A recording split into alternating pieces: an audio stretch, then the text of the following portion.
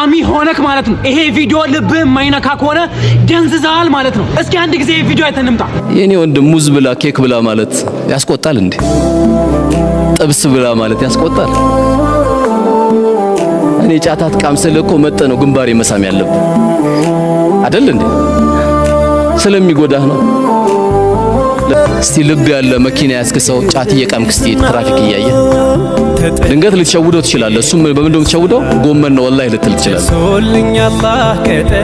ጎመን ነው ወላሂ የበላው። ጫቱን ትፋ፣ መጠጡን ድፋ። ምን ይሰራልሃል ጫት? ቂጥላ ሱሪ እያለቀ ነው እንጂ ምን እየጠቀመክ ነው? ምን እየጠቀመክ ነው? ጫት የቱሶ ነው የጠቀመው እስከዛሬ? መጠጥ የቱሶ ነው የጠቀመው?